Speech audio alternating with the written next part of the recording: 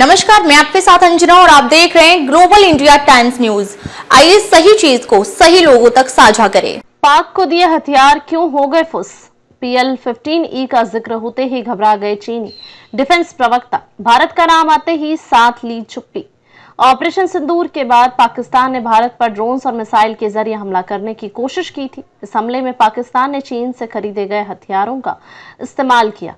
इनमें से कुछ मिसाइल तो टारगेट पर पहुंचकर फुस हो गए थे और फटे ही नहीं। इन हथियारों में चीन का PL-15E रडार संचालित बियॉन्ड विजुअल रेंज मिसाइल भी शामिल था, जिसे पाकिस्तान ने भारत पर हमले के लिए इस्तेमाल किया था।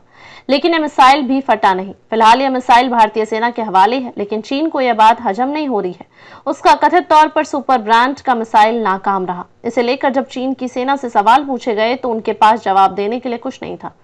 चीन की सेना को सवाल का जवाब नहीं सूझा तो वे डिप्लोमेसी का ज्ञान देने लगे। भारत पाकिस्तान तनाव को 20 दिन गुजर चुके हैं, लेकिन चीन के पास अभी तक इसका कोई जवाब नहीं है।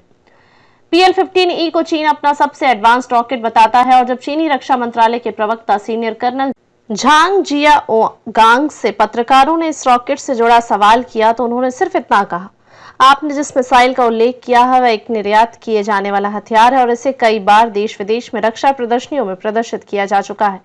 बता दें, भारतीय अधिकारियों ने पूरा सबूत PL-15E बरामद किया है, जो 9 मई को पंजाब के होशियारपुर में मिला था। इस मिसाइल से पाकिस्तान ने भारत पर हमला किया था। हालांकि कर्नल झांग से पत्रकारों ने सवाल किया तो वह यह नहीं बता पाए कि उनके देश का सबसे premium project real war situation में फटा क्यों नहीं।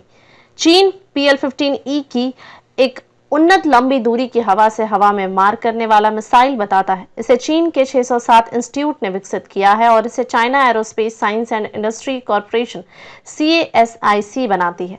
चीन का दावा है कि यह मिसाइल सक्रिय रडार निर्देशित है, जिसमें dual pulse solid propellant rocket motor है, जो इसे मैक 5 से अधिक गति और 145 किलोमीटर तक की रेंज देता है। यह मिसाइल JF-17 ब्लॉक 3 और J-10CE जैसे पाकिस्तानी लड़ाकू विमानों पर तैनात है। ऑपरेशन सिंदूर के दौरान पाकिस्तान ने J-10C से ही भारत पर हमला किया था। चीन कहता है कि इस मिसाइल का उपयोग हाई वैल्यू हवाई लक्ष्यों को नष्ट करने के लिए किया जाता है। चीन का दावा है कि AESA रडार और 2A डिटेलिंग इसे सटीक और मीड कोर्स अपडेट यानी कि लॉन्चिंग किए जाने के बाद भी बदलाव किए जाने के लायक बनाते हैं। चीनी रक्षा मंत्रालय के प्रवक्ता कर्नल झांग ने PL-15E से जुड़े सवालों को नजरअंदाज करते हुए डिप्लोमेसी पर ज्ञान देने लगे।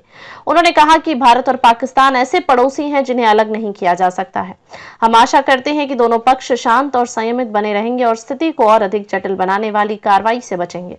भारत के ऑपरेशन सिंदूर के बाद पहली बार प्रेस कॉन्फ्रेंस कर रहे चीनी रक्षा मंत्रालय के प्रवक्ता कर्नल झांग ने कहा कि चीन एक व्यापक और स्थायी संघर्ष विराम प्राप्त करने और क्षेत्रीय शांति और स्थिरता को बनाए रखने में रचनात्मक भूमिका जारी रखने के लिए तैयार है। अब तक के लिए बस इतना ही। फिर मिलते हैं एक ऐसी ही बड़ी खबर के साथ। तब तक के लिए नमस्कार और देखते रहिए ग्लोबल इंडिया टाइम्स न्यूज।